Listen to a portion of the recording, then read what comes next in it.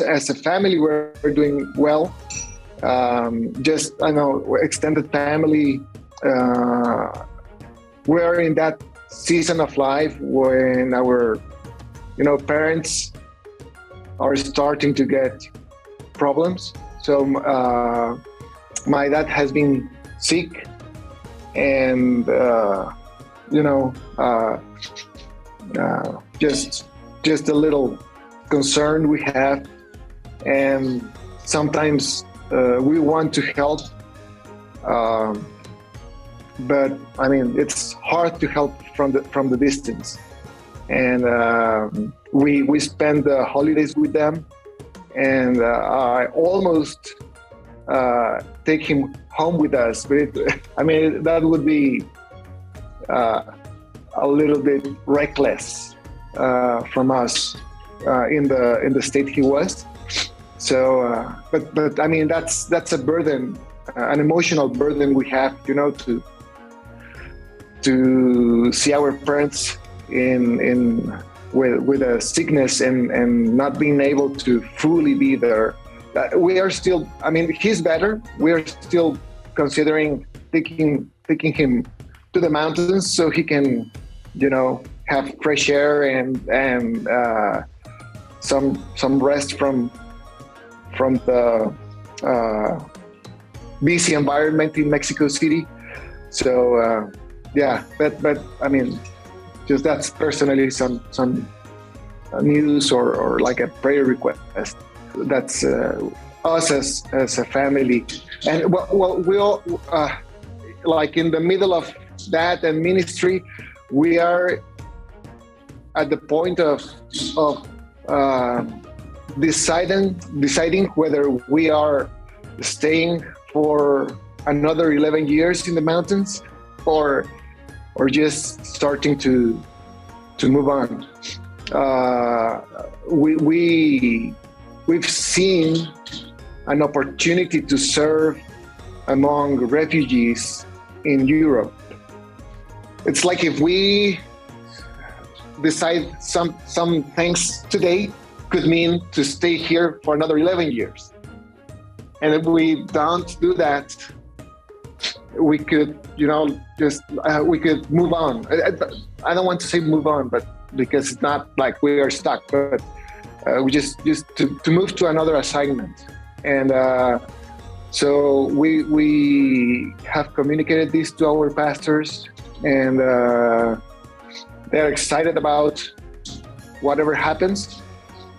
But we are like in the middle of this season of making a big decision. We have to stay there at least for the next 2 years still, but things are happening that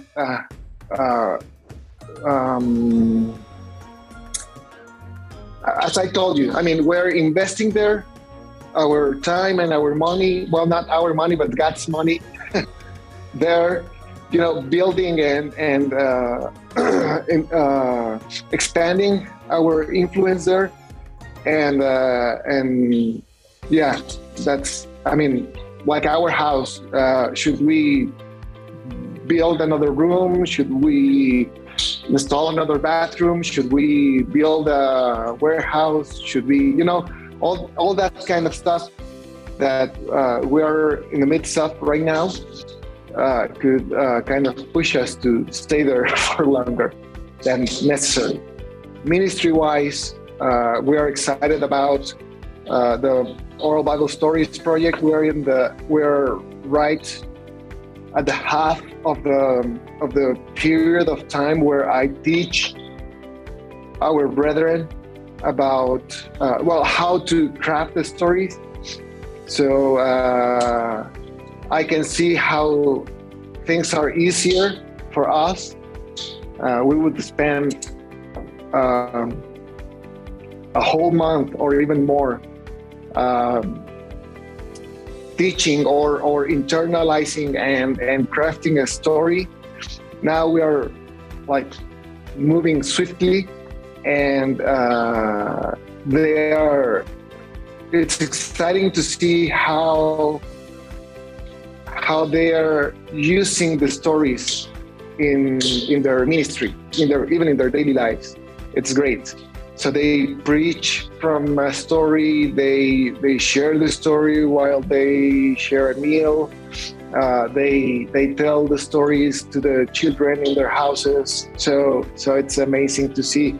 This project has been fruitful, and I mean that's something good in our ministry. In the clinic, we've been having increasingly more patients. Even, I mean, this was since the beginning.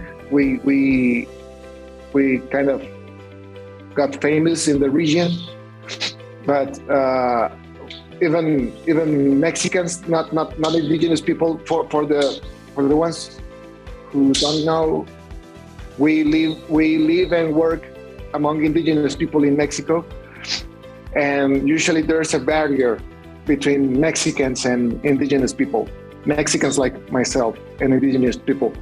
And Mexicans in the area wouldn't come to our clinic. They would think it was kind of low quality, or too cheap for them, and they wouldn't mix with the Xiyuy people coming to our clinic. But now a lot of people from the villages, from the Mexican villages, are coming. So we need to stay sharp. We were planning to go to Rwanda in next year in the summer, so 2023.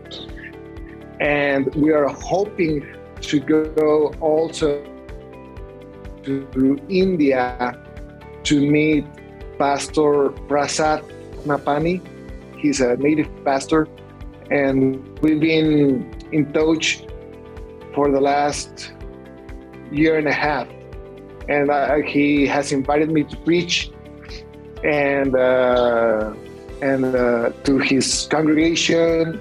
And now that we do all in Zoom or through Zoom, and we really want to visit him and help him a little bit with a medical trip or something.